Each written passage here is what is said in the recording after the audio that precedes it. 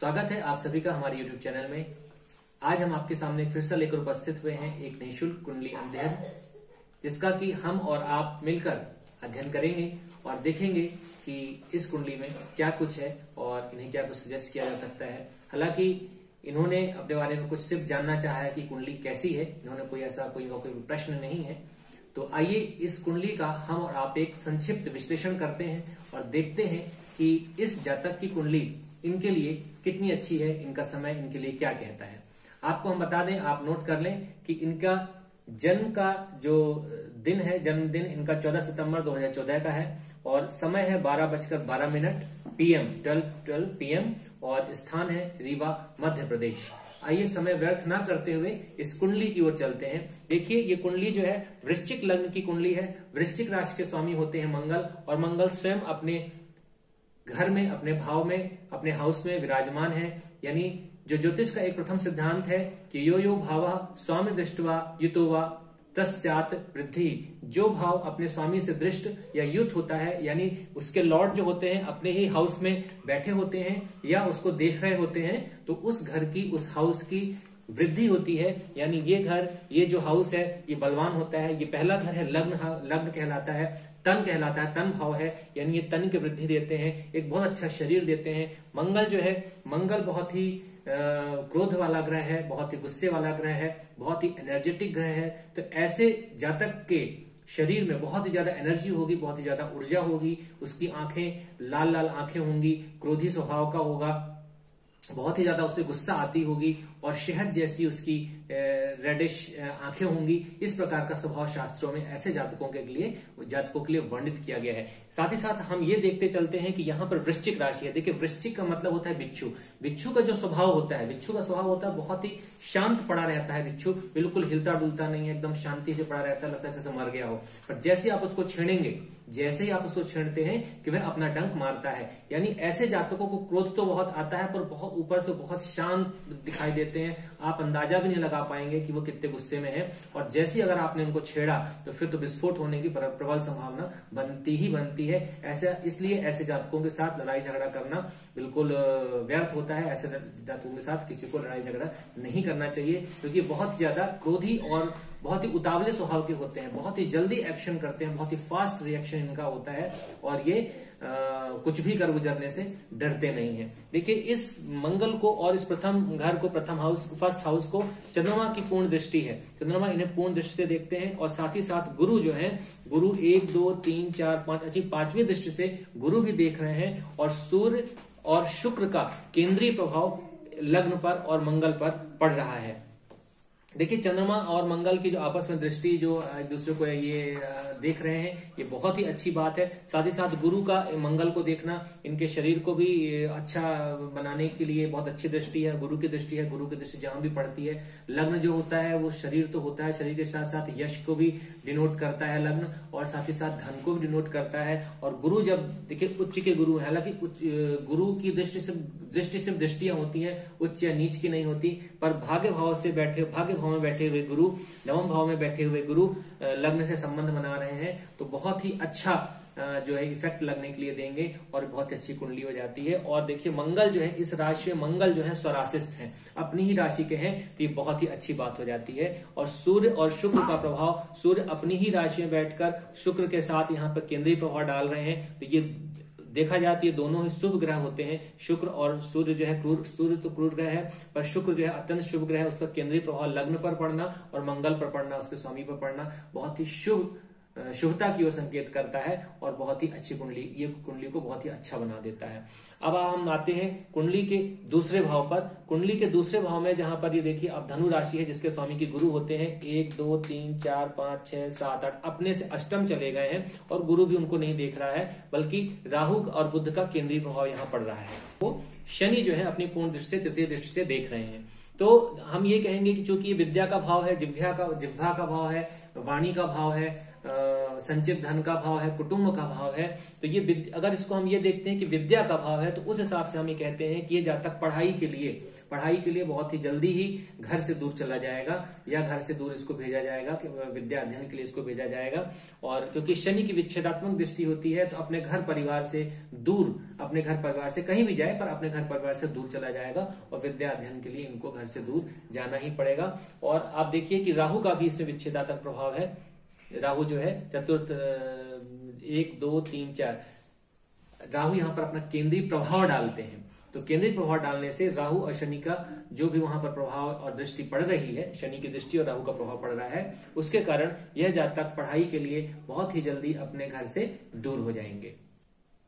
साथ ही साथ चूंकि राहु का प्रभाव पड़ रहा है, तो हम ऐसे कहेंगे कि ऐसे व्यक्तियों की वाणी थोड़ा कड़वी हो सकती है, और ऐसे जातक बहुत तेज आवाज में बोलते हैं। वो सामान्य भी बोलेंगे तो आपको लगेगा कि गुस्से में बोल रहे हैं या डांट के बोल रहे हैं। तो ऐसे लोगों की वाणी जो है थोड़ा क्रूरता लिए हो सकती है, थोड़ा सा क्रोध लिए हो सकती है, या बहुत तेज होती है। और इन्हें खान पान पर भी अपना ध्यान अवश्य ही रखना चाहिए, क्योंकि ऐसे लोग देखा गया है कि खान पान की गलत आदतों के शिकार हो जाया करते हैं। देखिए वैसे भी अब ये जो धनु लग्न जो है, यहाँ पर आप देखेंगे कि शनि की दृष्टि तो यहाँ पर पड़ ही रही है। एक साइड यहाँ पर धनु, इस द्वितीय भाव के दूसरी एक साइड में मंगल ग्रह बैठे हुए हैं, और दूसरी तरफ राहु की दृष्टि पड़ती है 1 2 3 4 5, यानी मंगल और राहु के बीच में यह घर फंस गया है। इसको कहते हैं पाप कर्तरी योग। तो यह जो भाव है वो पाप कर्तरी में चला गया है, जिसके कारण इन्हें सेकंड हाउस से रिलेटेड बहुत सारी परेशानियां, थोड़ा कुटुंब में कुछ अनबन सी रह सकती है, बोलने बात करने में इनके थोड़ी समस्या हो सकती है, इनका जैसे हमने पहले कहा कि बोली थोड़ा सा इनकी कड़वी हो सकती है, और इस प्रकार की समस्याएं, और घर से दूर तो इनको जाना ही पड़ेगा। ये भाव थोड़ा सा पीड़ित हो जाता है, और आगे चल के कुटुंब से संबंधित समस्याएं और धन से संबंधित समस्याएं भी इनको हो सकती हैं। चलिए आइए देखते हैं तृतीय जो भाव है, तृतीय घर जो है वो भी यहाँ पर देखिए, यहाँ पर मकर राशि है। मकर राशि जो कि जिसके स्वामी होते हैं शनि, जो अपने से 1 2 3 4 5 6 7 8 9 10 अपने से 10 में चले गए हैं, और उनकी जो मूल त्रिकोण राशि है वह चतुर्थ स्थान में है, यानी भूमि भवन वाहन और सुख स्थान पर है। और यहां से देखेंगे तो 7 8 9 अपने से 9 में चले गए हैं। तो इसके लिए ये कोई, हालांकि ये अपने से 10 में जाना बिल्कुल बुरा नहीं है, और वहां से 1 2 3 4 केंद्रीय प्रभाव भी यहाँ पर रखते हैं, और यहाँ पर गुरु की भी दृष्टि है। तो छोटे भाई बहन इनके अवश्य होंगे। तृतीय भाव में चूंकि शनि का केंद्रीय प्रभाव है और ये शनि की ही राशि है, तो ये छोटे भाई बहनों का स्थान होता है। तो अपने ही स्थान को, अपने ही भाव को, चूंकि शनि महाराज वहां पर अपना केंद्रीय प्रभाव डाल रहे हैं, तो छोटे भाई बहन इनके होंगे, और गुरु की भी दृष्टि यहाँ पर पड़ रही है। तो छोटे भाई बहनों के लिए बहुत अच्छा है, छोटे भाई बहन इनके होंगे। पर क्योंकि शनि यहाँ पर केंद्रीय प्रभाव डाल रहे हैं, तो बड़े भाई बहन इनके नहीं होंगे। देखिए ये चतुर्थ भाव जो है, चतुर्थ भाव जो सुख स्थान होता है, माता का स्थान होता है, भूमि भवन और वाहन का स्थान होता है, उसके स्वामी जो शनि बनते हैं, ये कुंभ राशि है, इसके स्वामी शनि बनते हैं, वो अपने से 9वें स्थान में चले गए, यानी इस स्थान की वृद्धि को बताते हैं। यह स्थान इनके लिए बहुत अच्छा हो गया है, यानी भूमि भवन और वाहन का इनको सुख अवश्य प्राप्त होगा, माता का सुख इनको अवश्य प्राप्त होगा। और ऐसा बहुत संभव है कि इनके पास इस भाव से संबंधित जो भी चीजें हमने कही है, जैसे भूमि भवन और वाहन, ये बहुवचन में होंगे, यानी एक से ज्यादा होंगे। ये अलग बात हो सकती है कि इसका ये खुद उपयोग ना कर पाए, बहुत ज्यादा उनका उपयोग ना कर पाए, क्योंकि जब आदमी के पास एक से ज्यादा चीजें हो जाती हैं तो वो कितनी चीजों का उपयोग करेगा एक साथ। तो इसलिए ऐसा हो सकता है कि उसकी चीजों का उपयोग भले ना कर पाए, पर अपने से 9वें जाने के कारण, हालांकि द्वादश स्थान में है, लोग कहेंगे कि द्वादश स्थान में है तो ये अलग गलत बात है, ये बुरा चीज है, पर ऐसा बिल्कुल नहीं है। आप देखिए कि शनि यहाँ पर उच्च के हैं, तुला राशि में शनि उच्च के होते हैं, और शनि देव अपने से 9वें और कुंडली के हिसाब से द्वादश स्थान में है, और वो उच्च के होकर जाके बैठे हैं। तो उच्च का ग्रह बहुत अच्छा परिणाम देगा, और अपने से 9वें स्थान जाने के कारण बहुत अच्छा परिणाम देंगे। इस कारण से भूमि भवन वाहन का इन्हें सुख प्राप्त होगा, और वो भी बहुवचन में प्राप्त होगा, यानी एक से ज्यादा भूमि भवन और वाहन इनके पास होंगे। आप यहाँ पर नोट करिए कि मंगल यहाँ पर स्वराशिस्थ है और शनि यहाँ पर उच्च के हैं, यानी 2 ग्रह इनके हैं जो बहुत ही अच्छी जगह पे हैं। और शनि का द्वादश भाव में होना, शनि द्वादश भाव में है, तो आप ये समझ के रखिए कि ऐसा व्यक्ति हम कह सकते हैं थोड़ा कंजूस होगा, बिना मतलब वो कोई चीज का व्यय नहीं करेगा, धन का व्यय वो फिजूल में कुछ भी नहीं करेगा। अब इस चतुर्थ स्थान को आप देखिए कि सूर्य और शुक्र की पूर्ण दृष्टि इसको प्राप्त हो रही है, यानी सूर्य और शुक्र जो है चतुर्थ स्थान को, चतुर्थ भाव को देख रहे हैं। साथ ही साथ मंगल की भी यहाँ पर पूर्ण दृष्टि है, चौथी दृष्टि से 1 2 3 4 चौथी दृष्टि से मंगल भी यहाँ पर दृष्टि डाल रहे हैं। देखिए मंगल जो है जब यहाँ पर दृष्टि डालेगा, चूंकि ये शत्रु राशि है, मंगल की शत्रु राशि है, शनि मंगल आपस में अति शत्रु होते हैं और यहाँ पर जो और यहाँ पर आपस में एक दूसरे के अगल बगल में बैठकर भी ये अति शत्रु हो गए हैं, शत्रु होते ही है और अगल बगल बैठकर अति शत्रु हो गए हैं। तो मंगल जो है यहाँ पर जब दृष्टि डालेगा तो भूमि भवन वाहन का कहीं ना कहीं नुकसान करेगा, कोई एक्सीडेंट करेगा, कोई लड़ाई झगड़े हो सकते हैं और माता को कष्ट हो सकता है। माता को जो है कहीं ना कहीं, चूंकि सूर्य भी यहाँ पर देख रहे हैं, तो सूर्य के देखने के कारण माता को संभवतः जो है हड्डियों से संबंधित प्रॉब्लम, दांतों से संबंधित प्रॉब्लम हो सकती है और इनके मसल्स में यानी मसल्स पेन इनको हो सकता है, मसल्स से संबंधित इनको समस्याएं हो सकती हैं। हम पांचवें भाव में आते हैं। पांचवा भाव देखिए, इसमें केतु बैठे हुए हैं, केतु विराजमान है और यहाँ पर 12 नंबर लिखा हुआ है, यानी कि मीन राशि है जिसके स्वामी होते हैं गुरु, जो कि अपने से पंचम स्थान में बैठे हुए हैं। वैसे देखिए जो पंचम स्थान होता है नवम से नवम, यानी 1 2 3 4 5 6 7 8 9, नवम से नवम और यहाँ से पुनः पंचम 1 2 3 4 5। तो ये बहुत ही शुभ जो है इनका प्लेसमेंट जो है गुरु का बहुत ही अच्छा हो गया है, क्योंकि पंचम से ये नवम में चले गए हैं, अपने पंचम से पंचम यानी नवम में चले गए हैं। और आप देखिए कि ये गुरु जो है 18 डिग्री के हैं, यानी युवा अवस्था के हैं, इनका बहुत ही इनमें डिग्री वाइज इन्हें बहुत ज्यादा बल है। पर आप यहाँ देखेंगे कि षटबल में इनमें बल जो बहुत ज्यादा नहीं है, यहाँ पर उनको सिर्फ 2 अंक प्राप्त हुए हैं। पर आप और ऐसे जो गुरु जो हैं, देखिए इनकी एक राशि जो है, इनकी एक राशि यहाँ पर द्वितीय स्थान में है और दूसरी राशि जो मीन राशि है यहाँ पर ये पंचम स्थान में है। और जैसा कि नियम है कि द्वितीय जो होते हैं वो अपनी दूसरी राशि का फल देते हैं, तो यहाँ पर वैसे भी द्वितीय का फल ये यहाँ नहीं करने वाले हैं गुरु ये पंचम का फल करेंगे। और पंचम स्थान पर यहाँ पर केतु विराजमान है, तो केतु जो होता है हमेशा मंगल के समान फल देता है। तो इस राशि पर यानी गुरु पर जो है मंगल का प्रभाव आ गया है और यही गुरु इसको मंगल को भी देख रहे हैं और यहाँ से बैठे नवम स्थान में बैठकर पंचम पर भी यानी अपने ही भाव पर दृष्टि डाल रहे हैं। 1 2 3 4 5 6 7 8 9, तो गुरु की दृष्टि अपने ही भाव पर है। तो ऐसा व्यक्ति जो है इसमें देखिए विद्या का भाव ये हुआ और बुद्धि का भाव ये हुआ, विचार शक्ति का भाव ये हुआ, वाणी शक्ति का, बोलने की शक्ति का, इनकी जो बुद्धि की जो ताकत है, जो बुद्धिमत्ता है यहाँ से पता चलती है। और यहाँ पर केतु बैठ जाते हैं तो बहुत ही शार्प बुद्धि, बहुत ही तेज, बहुत ही चतुर चालाक बनाती है इनको और किसी चीज को आपस में इनकी जो कन्विंसिंग पावर है वो बहुत ज्यादा बनाती है और केतु इन्हें बहुत ज्यादा चालाक और चतुर बना देता है। तो इनकी बुद्धि की तो कोई बात ही नहीं है, बहुत ही विलक्षण बुद्धि के स्वामी है। और वैसे भी यहाँ के जो स्वामी बुद्ध हैं, गुरु बनते हैं, वो जाके अपनी उच्च राशि में बैठे हुए हैं। आप देखिए मंगल यहाँ स्वराशिस्थ है, शनि यहाँ उच्च राशि के हैं और यहाँ पर गुरु उच्च राशि के। अभी तक आपको 3 ग्रह ऐसे मिले जो कि या दो, जिनमें से 2 ग्रह उच्च राशि के हैं और एक मंगल जो है वो स्वराशिस्थ है। यानी कुंडली ग्रहों के हिसाब से देखें तो बहुत ही सशक्त कुंडली बनती जा रही है, क्योंकि अभी तक 2 ग्रह उच्च के मिले हैं और उनके प्लेसमेंट भी बहुत अच्छे हैं। और तीसरा ग्रह जो मंगल है वह स्वयं अपनी ही राशि पर, अपने ही राशि में, अपने ही घर में बैठे हुए हैं, तो वो भी अत्यंत बलवान स्थिति में बैठे हुए हैं। आइए हम देखते हैं 6वें स्थान को। 6वें स्थान में मंगल की राशि है, मंगल की मेष राशि यहाँ पर है और मेष राशि के स्वामी मंगल होते हैं और उसकी दूसरी राशि जो है वो लग्न में है। तो हम जैसा कि नियम है कि ग्रह जो होता है वो हमेशा जब भी उसकी दशा महादशा अंतरदशा आती है तो वह अपने मूल त्रिकोण राशि का अधिकतम फल मूल त्रिकोण राशि का करता है। और मूल त्रिकोण मंगल की मूल त्रिकोण राशि जो है वो 6वें स्थान में है, यानी कि यहाँ पर जो लग्नेश हम देख रहे हैं कि ये भी मंगल की राशि है, यहाँ पे मंगल अपनी राशि में बैठे हैं। तो हमें अब ये कहना चाहिए कि षष्ठेश लग्न में बैठा है। देखिए जब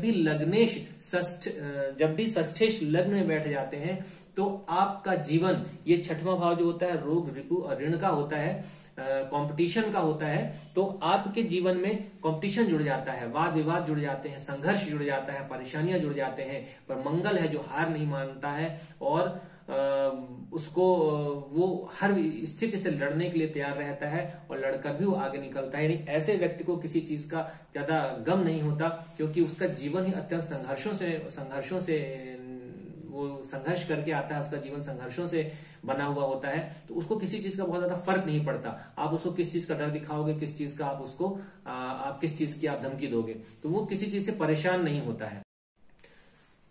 साथ ही साथ आप देखिए कि ऐसी स्थिति में जब षष्ठेश लग्न में बैठ जाते हैं तो आपके अपने ही शत्रु हो जाते हैं, या ये कहिए कि आपके अपने भी शत्रु हो जाते हैं। हर कोई आपसे शत्रुता रखता है, आपके ऊपर कलंक लगाता है, आपको दोषी ठहराता है चीजों का। पर चूंकि मंगल जैसा ग्रह जब वहां पर लग्न में बैठता है, और आप देखिए कि अपने ही घर में वो बलवान होकर बैठा है यहाँ पर। वैसे तो आप देखेंगे कि लग्न 21 डिग्री के है, और मंगल जो वहां बैठे हुए हैं ये 4 या 6 डिग्री के मंगल हैं शायद, यानी कि ये मृत अवस्था में है, क्योंकि ये सम राशि में ग्रह बैठा हुआ है 6 डिग्री के लगभग, तो वो मृत अवस्था में है लगभग। तो बहुत ज्यादा इसमें यहाँ पर बल नहीं है, और वहां पर षटबल में भी इसका बल नहीं है। पर जो नियम है, और हमने अपने अनुभव में पाया है कि अगर कोई ग्रह अपनी ही राशि में बैठा है, चाहे वो निर्बल हो, जितना भी निर्बल हो, मृत अवस्था में हो, पर अपने घर में तो बैठा ही है, तो कहीं ना कहीं उसमें एक बल होता ही है। तो ऐसा व्यक्ति जो षष्ठेश जब यहाँ पर बैठते हैं तो जीवन संघर्ष में बना देते हैं। पर चूंकि गुरु की दृष्टि जो जा रही है, गुरु की बलवान दृष्टि वहां पर जा रही है, गुरु जैसा ग्रह जो कि उच्च राशि में बैठे हुए हैं और उनको देख रहे हैं, शुक्र जैसा शुभ ग्रह की दृष्टि, माफ कीजिए, शुक्र जैसे शुभ ग्रह की, नैसर्गिक शुभ ग्रह का केंद्रीय प्रभाव यहाँ पर पड़ रहा है, सूर्य का केंद्रीय प्रभाव पड़ रहा है, और यहाँ पे आप देखेंगे सूर्य भी स्वराशिस्थ है। तो ऐसे ग्रहों का जब प्रभाव वहां पे पड़ता है तो कहीं ना कहीं लग्न को बल मिलता है, और लग्न अत्यंत बली हो जाती है, और जब तक हर संघर्ष को पार करता हुआ आगे निकल जाता है और सफलता की नई कहानियां गढ़ता है। आइए अब हम देखते हैं, हालांकि यहां पर देखेंगे कि षष्ठम स्थान में शनि की दृष्टि जा रही है। शनि जो है, हमने पहले ही कहा कि मंगल के शत्रु होते हैं, और यहाँ पर अति शत्रु होकर विराजमान है, और यहाँ पर मंगल की राशि को शत्रु शनि जो है देख रहे हैं। तो इसका मतलब है कि शनि इस घर का, यानी ये घर किसका है, शत्रुओं का घर है, रोग का घर है और ऋण का घर है, तो इनका शमन करेंगे। यानी जब शनि महाराज यहाँ इस घर को देखेंगे तो इस जातक के कोई भी शत्रु बचेंगे ही नहीं, वो माफ कर देगा तो भी शत्रु समाप्त हो जाएंगे। तो ऐसे व्यक्ति, ऐसे जातक जो होते हैं बहुत ही, मतलब इस मामले हम कहेंगे बहुत भाग्यशाली हैं कि इनके शत्रु तो अवश्य ही होंगे, पर शत्रु इनका कुछ भी बिगाड़ नहीं सकते हैं, कुछ भी इनको किसी प्रकार से परेशान नहीं कर पाएंगे। संघर्ष अवश्य है जीवन में, तो जीवन संघर्षों का ही नाम होता है। अब आइए देखते हैं सप्तम स्थान को। सप्तम स्थान जो होता है यहाँ पर वृषभ राशि है, जिसके स्वामी होते हैं शुक्र, जो कि अपने से चौथे स्थान पे चले गए। अपने से चौथे जाना, जैसे चौथा स्थान कालपुरुष की कुंडली में चौथा स्थान सुख स्थान कहलाता है, तो यहां से ये चौथे स्थान पर चले गए हैं, और वहां और कहां पर गए हैं, जहां पर गए हैं वहां पर सूर्य विराजमान है, सूर्य की राशि है, सूर्य सिंह राशि में अपनी ही राशि में विराजमान है, यानी वहां का स्वामी अपनी ही राशि में है। तो चूंकि यह घर बलवान है, और ऐसे बलवान घर पे ये शुक्र बैठे हुए हैं, यानी शुक्र बहुत ही अच्छा रिजल्ट करने वाले हैं। यानी ये क्या, और चूंकि सूर्य जो है एक राज्य से संबंधित ग्रह है, स्वयं राजा है, ये ग्रहों में सूर्य राजा होता है, और राज्य के बारे में बताता है, सरकार के बारे में बताता है, और उनके अपनी ही सिंह राशि में बैठे हुए हैं। तो हम ऐसा कह सकते हैं कि इनका जो विवाह होगा, जब भी इनका विवाह होगा तो किसी ऐसी कन्या के साथ होगा जो किसी सरकारी नौकरी में, सरकारी पद पर होगी, और अच्छे पद पर होगी, क्योंकि यहाँ सूर्य अपनी ही राशि में, सिंह राशि में विराजमान है। और आप देखिए कि यहाँ पर चंद्रमा जो बैठे हुए हैं, सप्तम में चंद्रमा बैठे हुए हैं, जो कि उच्च के चंद्रमा है, उच्च के चंद्रमा। हालांकि 6 डिग्री है, तो बहुत अच्छी डिग्री वाइज इनकी पोजीशन बहुत अच्छी नहीं है, पर आप यहाँ पर देखेंगे कि षटबल में इनको बल प्राप्त है, 5 अंक प्राप्त है, यानी मध्यम बली तो हम इनको कह ही सकते हैं, और उच्च के होके बैठे हैं। आप ध्यान दीजिए, मंगल स्वराशिस्थ है, शनि उच्च के हैं, गुरु उच्च के हैं, और चंद्रमा उच्च के हैं, और यहाँ पर सूर्य भी स्वराशिस्थ है।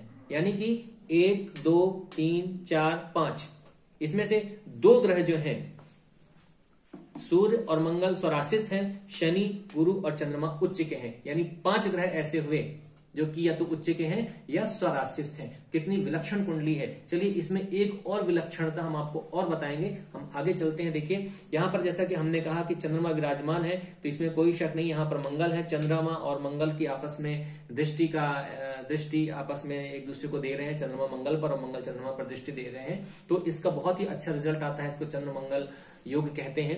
ये धनदायक भी होता है। विवाह के बाद इन पर जो है धन की वर्षा हो सकती है। और आप देखिए कि चंद्रमा कौन है, चंद्रमा यहाँ पर इस कुंडली में नवम स्थान के स्वामी होते हैं, यानी भाग्य भाव के स्वामी होते हैं, उच्च के आकर बैठे हैं। इसका मतलब है कि विवाह के बाद इनका विवाह होते ही इनका जो भाग्य है एकदम चमक जाएगा। और जहां तक बात करें कि पत्नी के बारे में बात करते हैं तो आप देखिए चंद्रमा जो है बहुत ही यहाँ पर डिग्री वाइज बहुत कम है, तो बहुत ही कम उम्र में इनकी शादी हो सकती है, बहुत ही कम उम्र की लड़की के साथ इनका विवाह हो सकता है। और मंगल भी आप देखिए, मंगल भी एक युवा ग्रह माना गया है और चंद्रमा यहाँ पर बहुत ही कम डिग्री के हैं। और षटबल में यहाँ पर क्योंकि डिग्री वाइज बहुत कम है तो बहुत ही कम उम्र में या कम उम्र की लड़की के साथ इनका विवाह हो सकता है। अब आप इसको देखेंगे कि राहु का जो है, राहु की दृष्टि यहाँ पर आती है और राहु साथ साथ बुध का भी प्रभाव लाते हैं, तो फिर हम वही कहेंगे क्योंकि बुध भी एक बालक ग्रह है, उसका प्रभाव यहाँ पर पड़ता है। तो जब विवाह की हमने बात की तो ऐसा प्रतीत होता है कि बहुत ही कम उम्र में इनकी शादी, बहुत ही युवा कन्या के साथ इनका विवाह,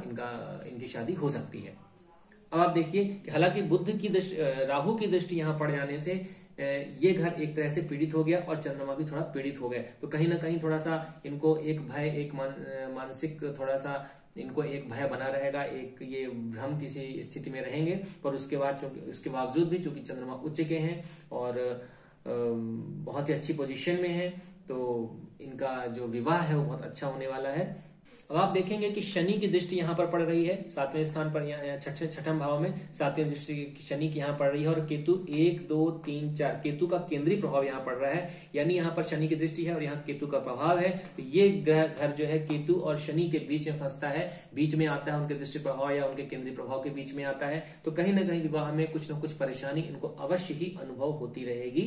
पर इनका विवाह जो है वो बहुत ही बड़े घर में, बहुत ही बड़े परिवार में, किसी राजसी परिवार में अवश्य होगा। क्योंकि देखिए सूर्य जो होता है वो राजा है, सूर्य ग्रहों का राजा है, ये सरकार से संबंध रखता है। और चंद्रमा को ग्रहों में रानी का पद प्राप्त है, यानी ये अगर राजा है तो ये रानी है। तो देखिए विवाह स्थान पर यहाँ पर चंद्रमा रानी के रूप में विराजमान है और यहाँ सूर्य के रूप में और यहाँ पर राजा के रूप में सूर्य विराजमान है। और यहाँ का स्वामी, विवाह घर का स्वामी शुक्र जो है यहाँ से चौथे यानी सुख भाव, अपने से सुख भाव में जाता है और साथ ही साथ सूर्य के साथ संबंध बना रहा है।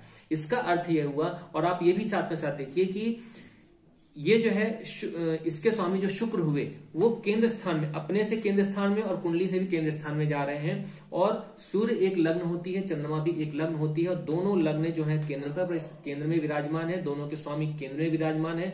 सूर्य जो है सप्तम के स्वामी जो है शुक्र है, वो यहां से अपने केंद्र स्थान में गए हैं, 1, 2, 3, 4 चौथा स्थान केंद्र का स्थान होता है, अपने से केंद्र स्थान में गए हैं। और साथ ही साथ सूर्य के साथ है, सूर्य क्या है, सूर्य भी अपने आप में लग्न है और यहाँ पर सूर्य लग्न के स्वामी स्वयं सूर्य ही है। तो देखिए कि सप्तम स्थान का स्वामी जो है सप्तमेश शुक्र जो है वो सूर्य लग्न के स्वामी यानी सूर्य के साथ ही आपस में युति बना रहे हैं। और चंद्रमा और सूर्य जो स्वयं हमने कहा कि ये स्वयं आपस में लग्न है और आपस में ये दोनों भी केंद्र में बैठे हुए हैं। और केंद्र लग्न से भी ये दोनों केंद्र में यानी सूर्य चंद्रमा केंद्र में बैठे हुए हैं और सप्तम के स्वामी केंद्र में बैठे हुए हैं और लग्न का स्वामी मंगल भी केंद्र स्थान में बैठा हुआ है। यानी कि फिर समझिए कि लग्न का स्वामी, सूर्य लग्न का स्वामी जो कि यहाँ पर सूर्य ही है और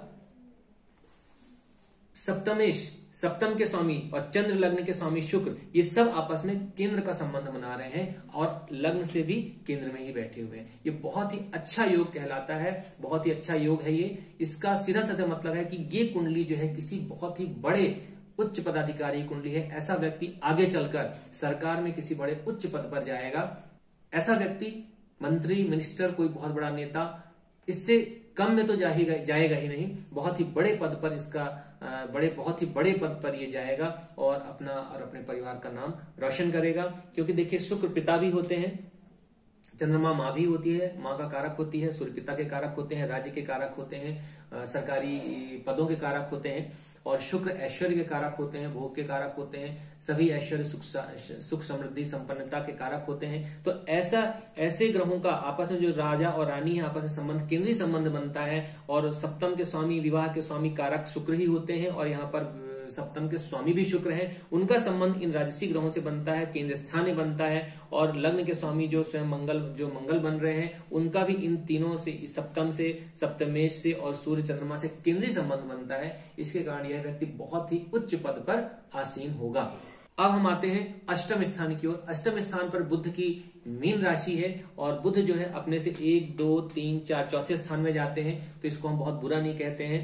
ये अष्टम स्थान आयु स्थान होता है और उसके स्वामी अपने से चतुर्थ पे जाते हैं। हालांकि यहाँ पर आते हैं तो कहीं ना कहीं थोड़ा सा ये 11वें भाव का नुकसान करते हैं और इनके जो बड़े भाई बहन होंगे, अगर इनके बड़े भाई बहन अगर होते हैं तो, या नहीं होते तो समझने की बात है कि बड़े भाई, जैसे छोटे भाई बहनों का स्थान है वैसे ही बड़े भाई बहनों का स्थान है और अष्टमेश यहाँ जाकर बैठते हैं, तो अपने से इनके जो बड़े भाई बहन अगर होते हैं बाई चांस, या इस प्रकार की जो कुंडलियां किसी और की भी होंगी, तो वहां पर वो उनके बड़े भाई बहनों को नुकसान पहुंचाते हैं, उनके स्वास्थ्य को नुकसान पहुंचाते हैं। या इसीलिए हमने कहा कि इनके जो है बड़े भाई बहन शायद ही हो, क्योंकि यहाँ पर राहु बैठा है और अष्टमेश यहाँ जाकर बैठे हैं, तो इस स्थान को पीड़ित करते हैं और यह स्थान जो है छठे से छठा भी होता है। खैर उसकी आगे भी हम चर्चा कर लेंगे।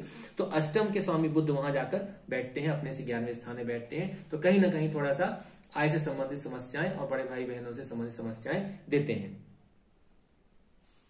और केतु का यहाँ बैठना हम कहते हैं पाइल्स जैसे रोगों को भी ये प्रदान करते हैं, इनको देते हैं। और चूंकि अष्टमेश जो है बुध है, कुछ गूढ़ ज्ञान, राहु बैठा है, थोड़ा तंत्र मंत्र की ओर इनका झुकाव हो सकता है, ये इस प्रकार के कामों में पड़ सकते हैं। आते हैं नवम स्थान में। नवम स्थान में देखिए यहाँ पर जो है कर्क राशि है, जिसके स्वामी होते हैं चंद्रमा, और वो यहाँ पर आके सप्तम स्थान से संबंध बना रहे हैं, केंद्र से संबंध बना रहे हैं। और आप देखिए कि पंचम स्थान जो है, पंचम स्थान के स्वामी होते हैं गुरु, वो जाके चंद्रमा की राशि पे यहाँ नवम स्थान में बैठे हैं। नवम स्थान के स्वामी होते हैं चंद्रमा, और चंद्रमा जो है सप्तम स्थान में आकर उच्च के होके बैठे हैं। और जो चंद्रमा की जो राशि है कर्क, वहां पर गुरु बैठे हैं, तो ये दोनों बहुत ही अच्छा प्रभाव देंगे, क्योंकि चंद्रमा भी उच्च के हैं और गुरु भी उच्च के हैं।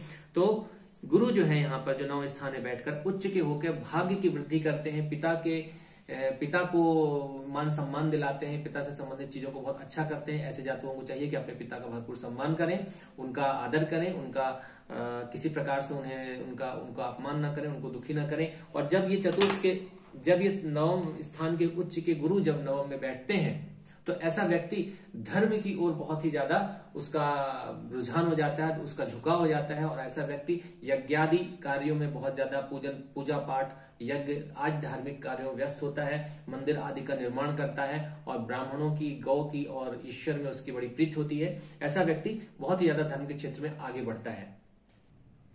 यहाँ बैठे हुए गुरु यहाँ पर अपनी पंचम दृष्टि से लग्न को देखेंगे, 7वीं दृष्टि से यहाँ पर देखेंगे, और 8, 9, 9वीं दृष्टि से यहाँ पर देखेंगे। तो पंचम दृष्टि यहाँ पर डालने पर लग्न को बलवान करेंगे, तृतीय स्थान पर देखकर छोटे भाई बहनों के स्थान को और बाहुबल को बलवान करेंगे, बाहुबल देंगे। और नवम दृष्टि से पंचम स्थान को देखकर पंचम से संबंधित संतान और बुद्धि का विकास करेंगे, और नवम स्थान में बैठकर भाग्य की ये वृद्धि करते हैं। हम आपको यहाँ पर बताना भूल गए कि मंगल, देखिए मंगल अपनी 8वीं दृष्टि यहाँ पर डालता है। ये आयु स्थान है। जब भी मंगल यहाँ पर दृष्टि डालते हैं, थोड़ा सा सोचने की बात हो जाती है। हालांकि यहाँ पर देखिए अष्टमेश जो है अत्यंत बलवान है, पर वो राहु के साथ बैठे हैं और मंगल की यहाँ पर दृष्टि जाती है, तो ये थोड़ा सा अच्छा नहीं है। तो और यहाँ पर ये मंगल बहुत बली अवस्था में भी नहीं है, आप देखेंगे कि षटबल में बहुत ज्यादा बल इनमें नहीं है, और यहाँ पर ये मृत अवस्था। ठीक है, इसके बाद हम देखते हैं कि दसम स्थान पर यहाँ पर सूर्य बैठे हुए हैं, और दसम स्थान पर सूर्य महाराज विराजमान है, अपनी ही राशि पर स्वराशिस्त सूर्य दसम स्थान में विराजमान है, जो कि राज्य कारक होते हैं। और यहाँ पर शुक्र बैठे हुए हैं, तो ये बहुत ही अच्छी स्थिति है। यहाँ पर सप्तमेश है, शुक्र जो है सप्तमेश है, ऐश्वर्य भोग विलास के कारक होकर राज्य से संबंध बना रहे हैं, और राज्य कारक सूर्य से संबंध बना रहे हैं। तो ये बहुत ही अच्छी स्थिति हुई। राज्य से इन्हें अत्यंत सम्मान, धन, वैभव और सुख की प्राप्ति जो होनी चाहिए, वो अवश्य ही इनको ये प्राप्त कराएंगे। इसके बाद हम आइए देखते हैं 11वें स्थान को। 11वें स्थान पर राहु महाराज बैठे हुए हैं, और साथ ही साथ बुध अपनी ही राशि में बैठे हुए हैं। तो ये बुध भी यहाँ पर उच्च के होकर बैठे हुए हैं। आप देखिए कि गुरु भी उच्च के हैं, चंद्रमा भी उच्च के हैं, शनि भी उच्च के हैं, यानी 3 ग्रह उच्च के हो गए। और सूर्य जो है वो स्वराशिस्थ है, और मंगल स्वराशिस्थ है। तो 3 ग्रह उच्च के और 2 ग्रह स्वराशिस्थ है, यानी 5 ऐसे ग्रह हैं जो कि उच्च या स्वराशिस्थ होकर बैठे हैं। तो ऐसी कुंडली, लोगों की कुंडली में अगर एक ग्रह भी उच्च का हो जाए या स्वराशिस्थ हो जाए तो बहुत कुछ देखे जाता है। यहाँ पर 3 ग्रह उच्च के होकर बैठे हैं, और 2 ग्रह जो है वो अपनी ही राशि में स्वराशिस्थ होकर बैठे हैं, तो ऐसे जातक की कुंडली, और वो भी हमने आपसे कहा कि जो केंद्रीय जो प्रभाव एक दूसरे से बना रहे हैं, केंद्रीय संबंध जो ये बना रहे हैं, सूर्य चंद्रमा जो आपस में लग्न है, ये आपस में संबंध बना रहे हैं, उनके स्वामी आपस में संबंध बना रहे हैं, और लग्न के स्वामी, इन सब से, इन तीनों से आपस में जो संबंध, केंद्रीय संबंध बना रहे हैं, इसके कारण जातक बहुत ही उच्च पद पर आसीन होगा। राजा, मंत्री या मिनिस्टर, इस प्रकार का कोई बहुत बड़ा पद या बहुत बड़ा राजनेता, बहुत ही पॉपुलर, और ऐसा व्यक्ति बहुत ही प्रसिद्ध होगा। तो आप देखिए कि चूंकि अष्टमेश जो है स्वयं अपनी ही राशि में कुंडली के 11वें स्थान पर आय भाव में विराजमान है, यहाँ पर राहु है, तो देखिए इनके पास धन तो आएगा, क्योंकि 11वां स्थान तो बलवान हुआ, बुध भी छठवां में अत्यंत बलवान है, तो इनके पास धन तो आएगा, आमदनी तो होगी, आय के साधन होंगे, इनके पास बहुत सारे होंगे। पर दिक्कत इस बात की है कि यहाँ पे राहु बैठा है, तो राहु इन प्रकार किसी न किसी प्रकार से धन अर्जन करेगा, यानी टेबल के नीचे से धन आ रहा है, तो इन्हें कोई उससे परहेज नहीं होगा, और धन इसी तरह से अवश्य ही आएगा। थोड़ा सा यहाँ पर सावधानी की आवश्यकता यह है कि राहु जो है यहाँ पर अपनी ही कन्या राशि को 6 नंबर, यानी कन्या राशि को जो है राहु अपनी ही राशि समझता है, तो यहाँ पर कोई बुरा परिणाम ये नहीं देने वाले हैं। पर ये स्थान जो है यहाँ पर ये षष्ठम से षष्ठम है, 1 2 3 4 5 6, यानी रोग, रिपु और ऋण का घर है, और यहाँ पर राहु विराजमान है। तो थोड़ा सा देखने की बात ये होगी कि थोड़ा इन सब चीजों से भी राहु का वहां पर बैठना कहीं ना कहीं थोड़ा सा कुछ बीमारियों की ओर संकेत करता है, तो थोड़ा सा सावधान रहने की जरूरत है। फिर भी बहुत ज्यादा यहाँ पर ऐसी कोई परेशानी हमको दिखती नहीं है, और आय में और इस प्रकार की बीमारियों से संबंधित कोई ऐसी समस्या भी हमको बहुत ज्यादा नहीं दिखती है, पर इन्हें सतर्क अवश्य होना चाहिए। अब आते हैं कुंडली के 12वें स्थान में। 12वें स्थान पर उच्च के शनि बैठे हुए हैं, जैसा कि हम आपको पहले ही बता चुके हैं। शनि अपनी मूल त्रिकोण राशि से नवम है, तो ये जो है अपने इस चतुर्थ स्थान का जो फल करेंगे, बहुत ही अच्छा फल करने वाले हैं। यहाँ पर व्यय को ये कम करेंगे, व्यय को ये व्यय कर देंगे, यानी व्यय को ये कमी करेंगे, और जो है फिजूल खर्ची पे ये रोक लगाएंगे। सबसे बड़ा इनका जो प्लस पॉइंट है वो यही है कि यहाँ पर आके व्यय स्थान से संबंधित चीजों को ये उनका शमन करेंगे। तो व्यय भाव से संबंधित जो भी चीजें हैं उनका ये शमन करेंगे, और ये चतुर्थ के लिए बहुत ही अच्छा परिणाम देंगे। और यहाँ पर भी बैठे हैं, 12 में जाकर बैठे हैं, तो बहुत ज्यादा ऐसे परेशानी की बात नहीं है। और यहाँ पर ऐसे उच्च के शनि को गुरु का भी केंद्रीय प्रभाव मिल रहा है, तो ये ऐसे शनि अत्यंत शुभ हो जाते हैं। तो इस प्रकार से कुंडली जो है बहुत ही अत्यंत शुभ परिणाम देने वाली हो गई है। यहाँ पर बैठे हुए शनि जो है यहाँ पर अपनी दसम दृष्टि डालेंगे, 1 2 3 4 5 6 7 8 9 10, अपनी दसम दृष्टि जो है यहाँ डालेंगे। आप देखिए कि यहाँ पर गुरु विराजमान है, पर साथ ही साथ यहाँ पर ये कर्क राशि है, चंद्रमा की राशि है, जो कि इनकी शत्रु राशि है। तो जब भी शनि यहाँ पर दृष्टि डालेंगे तो कहीं ना कहीं ये जो है ये नवम भाव को प्रभावित करने की कोशिश करेंगे, और नवम भाव चूंकि पिता से संबंधित भाव होता है, और तो कहीं ना कहीं पिता के लिए ये कष्टकारी हो जाएंगे। और एक और चीज आप देखिए कि ये जो हमने आपसे कहा कि सप्तम स्थान देखिए, सप्तम स्थान शनि की दृष्टि, 7वीं दृष्टि यहां पड़ेगी, और अष्टम स्थान में केतु का केंद्रीय प्रभाव पड़ेगा, साथ साथ मंगल की दृष्टि पड़ेगी। यानी इस स्थान पर केतु और मंगल का प्रभाव है, और इस स्थान पर शनि का प्रभाव है, और ये सप्तम स्थान है। यानी सप्तम स्थान जो है शनि, केतु और मंगल के बीच में है, यानी सप्तम स्थान पर केतु और शनि, केतु और मंगल का पाप प्रभाव पड़ रहा है। तो कहीं ना कहीं विवाह में कहीं ना कहीं परेशानियां, कोई ना कोई समस्या अवश्य ही आएगी। शनि यहाँ पर स्वयं बैठे हुए हैं, तो ये पुरुष जातक की कुंडली है, ये कुंडली की बाईं आंख है, पुरुष की बाईं आंख है, और यह दाईं आंख का स्थान होता है। तो शनि यहाँ पर बैठकर बाईं आंख को बुरी तरह से प्रभावित करेंगे, साथ ही साथ दाईं आंख के भाव पर दृष्टि डाल रहे हैं, तो बाईं आंख को ही प्रभावित करेंगे। तो ऐसे जातक को चश्मा लगने और या ऑपरेशन से संबंधित, आंखों का कोई ऑपरेशन हो जाए, कोई आंखों में चोट चपेट लग जाए, इस प्रकार कोई दुर्घटना हो जाए, तो इससे सचेत रहना चाहिए। और इस प्रकार की समस्याएं बैठकर ये आंखों से संबंधित समस्याएं ये अवश्य ही यहाँ पर देते हैं। क्योंकि गुरु, उच्च के गुरु यहाँ पर इनको देख रहे हैं, तो थोड़ा सा बचाव हो सकता है आंखों का। पर आप षटबल में देखें, गुरु में बहुत ज्यादा गुरु में कोई ऐसा बल नहीं है, और आप देखेंगे कि ये गुरु जो है उच्च के अवश्य हैं, 9वें स्थान में है, पर आप देखेंगे कि यह गुरु केतु प्रभावित राशि है। केतु अधिष्ठित राशि के स्वामी हैं गुरु, जिनमें मंगल का प्रभाव आ जाता है, मंगल यानी चोट चपेट और ऑपरेशन। तो इस गुरु पे केतु का प्रभाव है, मंगल का प्रभाव है, और ऐसा प्रभाव यहाँ पर जब पड़ रहा है तो ये कोई बहुत ज्यादा बचत नहीं कर पाएंगे, उल्टे ये आंख को और भी ये भी नुकसान पहुंचाएंगे, चोट चपेट लग सकती है। तो इनको दाई आंख से, आंखों से संबंधित, विशेषतर बाई आंख से संबंधित परेशानी जो है इनकी कुंडली में हमें दिखती है। और आप एक चीज और नोट करिए कि जैसा मैंने कहा कि पुरुष जातक की कुंडली में दाई आंख का स्थान होता है, तो उसके स्वामी जो बनते हैं गुरु, 1 2 3 4 5 6 7 8 अपने से अष्टम है, यानी दाई आंख के हिसाब से देखें तो अपने से अष्टम होने के कारण इनको ये गुरु भी दाई आंख की समस्या देते हैं, क्योंकि अपने स्थान से गुरु ने शताष्टक योग बना रखा है। यहां से देखेंगे 8वें और यहां से देखेंगे 6वें स्थान, तो शताष्टक योग जो गुरु ने बना रखा है, तो इनकी दाई आंख के लिए प्रॉब्लम है। शनि यहां बैठकर बाई आंख के लिए परेशानी खड़ी करते हैं। और ये गुरु जो कि केतु अधिष्ठित राशि के स्वामी है, केतु जो होता है मंगल के समान फल देता है। मंगल चोट चपेट और एक्सीडेंट या इस प्रकार किसी दुर्घटना और ऑपरेशन को इंगित करते हैं, इशारा करते हैं उधर। इस कारण से ये गुरु भी जो यहाँ पर केंद्रित प्रभाव डालेंगे तो आंखों का नुकसान ही करेंगे, कोई बहुत बड़ा फायदा नहीं करने वाले हैं। और गुरु जो अपनी दृष्टि यहाँ डालेंगे, क्योंकि मैंने कहा कि केतु अधिष्ठित राशि में मंगल के समान परिणाम देंगे, तो ये एक मंगल के समान परिणाम देने वाले हैं। तो ये गुरु यहाँ पर दृष्टि डाल के इसके क्रोध को बढ़ाने का ही काम करेंगे। सामान्य तौर पर लोग आपको बताते हैं कि गुरु की दृष्टि पड़ रही है, बहुत अच्छी दृष्टि पड़ रही है, पर हम इसको बहुत अच्छी दृष्टि नहीं मान रहे हैं। हाँ, उच्च के गुरु होकर यहाँ पर बैठे हैं तो भाग्य से संबंधित जरूर आपको वृद्धि देंगे, भाग्य में वृद्धि देंगे, और साथ ही साथ मान सम्मान, राज्य, इन सब में आपको वृद्धि देंगे, एक अच्छा परिणाम देंगे, आपको धार्मिक बनाएंगे, यज्ञ आदि दान पुण्य के कार्यों, पूजा पाठ के कार्यों में आपको अच्छा परिणाम देंगे और आप इन सब कामों में लगे रहेंगे। इस प्रकार से ये था कुंडली का एक बहुत ही संक्षिप्त विश्लेषण। आपको यह विश्लेषण कैसा लगा आप अपने कमेंट द्वारा हमें जरूर बताइएगा, और आशा है कि हमेशा की तरह आपको ये विश्लेषण पसंद आएगा। आपकी राय हमारे लिए बहुत मायने रखती है।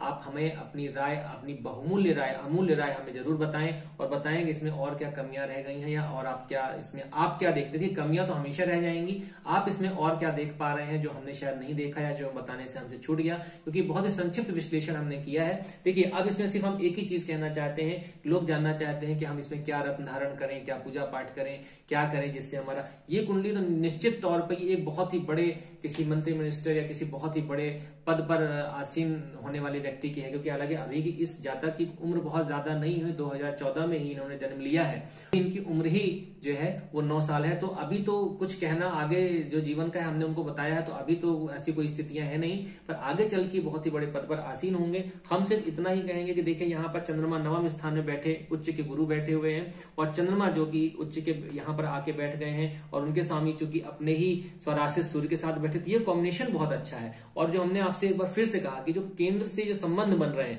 देखिए लग्न, तीनों लग्नों का आपस में संबंध है और उनके स्वामियों का आपस में संबंध है। ये भी एक लग्न है, सूर्य भी एक लग्न है, और चंद्रमा भी एक लग्न होती है। और लग्न के स्वामी मंगल, सूर्य लग्न के स्वामी स्वयं सूर्य, और चंद्र लग्न के स्वामी शुक्र। देखिए, इस सूर्य और शुक्र, इस मतलब चंद्र लग्न के स्वामी सूर्य से संबंध बना रहे हैं, सूर्य लग्न के स्वामी से संबंध बना रहे हैं, सूर्य और चंद्रमा जो कि लग्न है आपस में संबंध बना रहे हैं, और लग्न के स्वामी भी आपस में केंद्र में बैठे हुए हैं। तो यही योग इतना बढ़िया है कि यह व्यक्ति बहुत ही ऊंचे पद पर पहुंचेगा। और यहाँ पर 9वें स्थान के गुरु जो बैठे हैं वो भी बहुत अच्छा परिणाम देंगे, उच्च के शनि बैठे हैं वो भी अच्छा परिणाम देंगे, ठीक है। और स्वराशित मंगल और स्वराशित सूर्य, तो इनकी कुंडली तो लाजवाब है। बाकी अच्छा और बुरा कुछ ना कुछ जीवन में हमेशा होता ही रहता है, ऐसा कोई हमको बुरा परिणाम इस कुंडली से आता हुआ नहीं दिखाई पड़ रहा है। अब आपको देखना है कि आप इसमें क्या देख पाते हैं, आप इसमें क्या ढूंढ पाते हैं, आप हमें जरूर बताइएगा। हम इन्हें सिर्फ इतना ही सजेस्ट करेंगे कि ये किसी प्रकार के चूंकि ये षष्ठेश यहाँ बैठे हैं, तो इनके तो सभी शत्रुता इनसे करेंगे, यानी इनको कंपटीशन देंगे, इनके सामने परेशानियां खड़ी करेंगे, पर इन्हें परेशानियों से घबराना नहीं है। इन परेशानियों को कुचलते हुए आगे निकल जाएंगे, क्योंकि शनि देव जब भी यह षष्ठम में दृष्टि डालेंगे तो षष्ठम भाव से संबंधित समस्त चीजों को ये नाश करते चले जाएंगे, उसको नष्ट करते चले जाएंगे, डिस्ट्रॉय कर देंगे। तो शत्रु तो होंगे किंतु उनको कुछ बिगाड़ नहीं पाएंगे, इसलिए इन्हें घबराने की जरूरत नहीं है। इन्हें सिर्फ रिस्क, इनका ये षष्ठेश का यहाँ बैठना ही कह रहा है कि आप रिस्क लो, आप रिस्क लोगे उसी से आपका जीवन सफल होगा, पर रिस्क भी सोच समझ के ही लेनी है, थोड़ा सा ध्यान रखना है। बाकी गुरु बैठे हुए हैं, हालांकि गुरु भी गुस्सा बढ़ाएंगे, इनके क्रोध को बढ़ाएंगे। तो क्रोध पर नियंत्रण रखें और जरूर नियंत्रण रखें। इसके लिए हम सजेस्ट करेंगे कि नवम स्थान के स्वामी जो कि चंद्रमा बनते हैं, तो चंद्रमा जो स्वयं उच्च के हैं, तो चंद्र का रत्न यानी मोती, चांदी की अंगूठी में मोती रत्न धारण करा दिया जाए इनको, तो इनके भाग्य की वृद्धि होगी और थोड़ा सा इनके गुस्से में भी इनको शांति मिलेगी, इनका क्रोध जो है शांत होगा और बहुत ही अच्छे परिणाम, इनको राज्य से बहुत अच्छे परिणाम की प्राप्ति होगी। हालांकि देखा जाए तो मंगल को भी हमारे हिसाब से मंगल को बलवान करना चाहिए, और मंगल को रत्न पहना के बलवान नहीं करना है। आप मंगल की पूजा कर सकते हैं, क्योंकि अगर हम रत्न पहनाते हैं तो इस भाव की वृद्धि हो जाएगी, शत्रुओं में वृद्धि हो जाएगी, आपका संघर्ष बढ़ जाएगा, आपका कॉम्पिटिशन बढ़ जाएगा और रोग मतलब जो इस भाव के जो भी चीजें हैं वो बढ़ जाएंगी। तो हम इनको मंगल का रत्न पहनने की सलाह नहीं देंगे। चाहे कोई भी ज्योतिषी आपको कभी कहे कि आप मंगल का रत्न धारण करिए, मूंगा धारण करिए, तो हम उसके लिए आपको मना करेंगे कि कभी भी भूल कर भी मंगल का रत्न धारण ना करें। रह गई गुरु के रत्न धारण करने की बात, तो देखिए गुरु जो है वो द्वितीय और पंचम के स्वामी हैं, जो कि नवम स्थान में बैठे हैं, उनकी मूल त्रिकोण राशि है। ये स्थान ये मारक भाव भी कहलाता है, तो हम इसलिए भी नहीं कहेंगे कि इसका आप रत्न धारण करिए, क्योंकि ये द्वितीयेश भी होते हैं और मूल त्रिकोण राशि यही है। हालांकि भले सिद्धांत है कि द्वितीयेश जो है अपनी दूसरी राशि का फल देगा, यानी पंचम का ये फल करेंगे, पर उसके बावजूद हम ये कहेंगे कि द्वितीयेश है और अपने से इन्होंने अष्टम का ग्रहण कर लिया है, यानी 1 2 3 4 5 6 7 8, यानी अपने से अष्टम चले गए हैं। तो हम कभी भी इसको गुरु का रत्न धारण करने की सलाह नहीं देंगे और ऐसे कोई रत्न धारण किए नहीं जाते हैं। तो सिर्फ और सिर्फ हम इनको चंद्रमा का रत्न मोती की सलाह देंगे चांदी की अंगूठी में।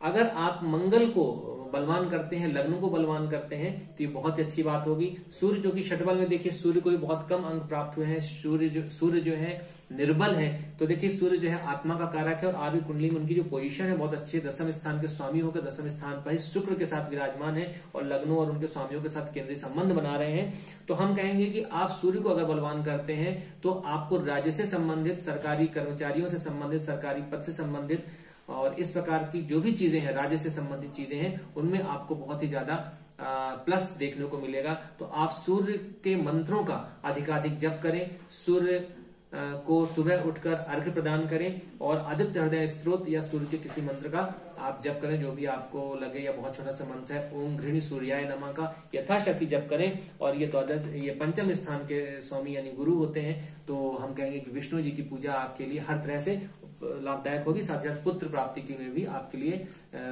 विष्णु जी की पूजा बहुत ही आवश्यक है और बहुत ही शुभ फल प्रदान करेगी आपको। तो ये है कुंडली के उपाय जिन्हें आप कर सकते हैं। आप कमेंट करके हमें बताएं कि इस कुंडली में आपने और क्या देखा है और हमारा ये विश्लेषण आपको कैसा लगा। आपका बहुत बहुत धन्यवाद।